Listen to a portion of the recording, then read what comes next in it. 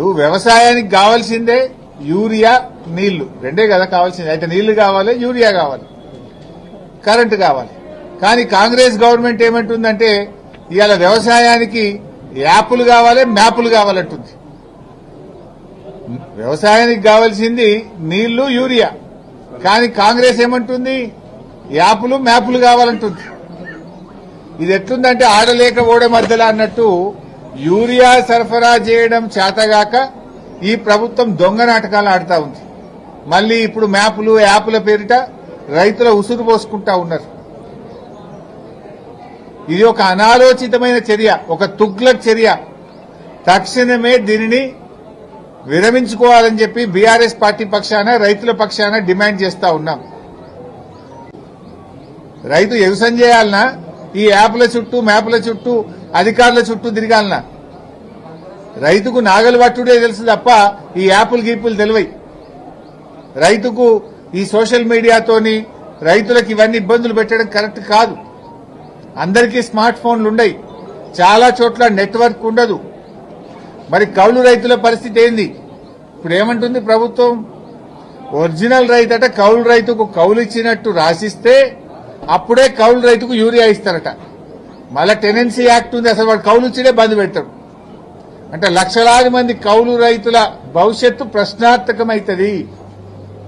Tenancy act తో, ఇప్పుడు మీరు తెచ్చిన కొత్త చట్టాలతో ఇప్పుడు మీరు ఈ లింకులు పెడితే రేపు కౌలుకిచ్చుడే బంద్ అయిపోయే ప్రమాదం ఉన్నది.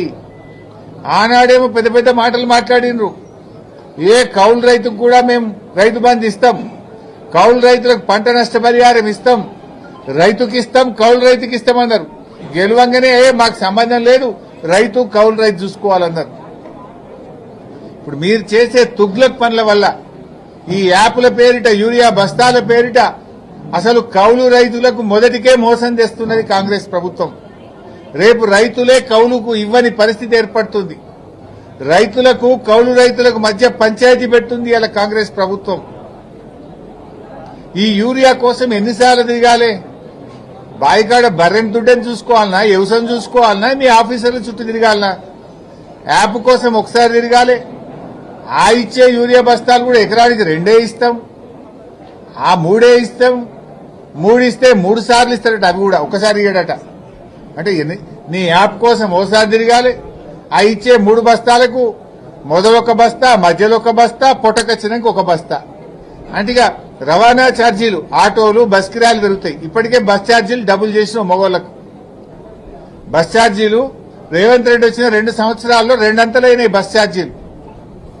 అంటే నువ్వు ఆఫీసర్ల చుట్టూ తిరగాలి తప్ప వ్యవసాయం చుట్టూ తిరగాల్సిన అవసరం లేదా? రైతుల్ని మొన్ననే యూరియా బస్తాల కోసం 10 సార్లు లైన్లో నిలబెడితే ఒక్కొక్క బస్తా ఇచ్చినావు. ఇప్పుడు యూరియా సరఫరా చేతగాక యూరియా ఎగబెట్టడం కోసం ఇవాళ కేంద్ర రాష్ట్ర ప్రభుత్వాలు 2 కలిసి రైతుల ఉసురు పోసుకుంటున్నాయి. అటు కాంగ్రెస్ అయినా, బీజేపీ అయినా 2 రైతు వ్యతిరేక ప్రభుత్వాలే. ఇద్దరూ కలిసి రైతుల ఉసురు పోసుకుంటున్నారు. ఈ యాప్లు, మ్యాప్ల పేరిట యూరియా సరఫరాను తగ్గించే ప్రయత్నం చేస్తున్నారు. పోయిన వానకాలంలోనే యూరియా దొరకక 2020 కొనుకొచ్చి 20 40 ఒక్కొక్క 900 బస్తా, 1000 రూపాయలకు బస్తాలు తెచ్చేసుకునే పరిస్థితి వచ్చింది రైతులకు.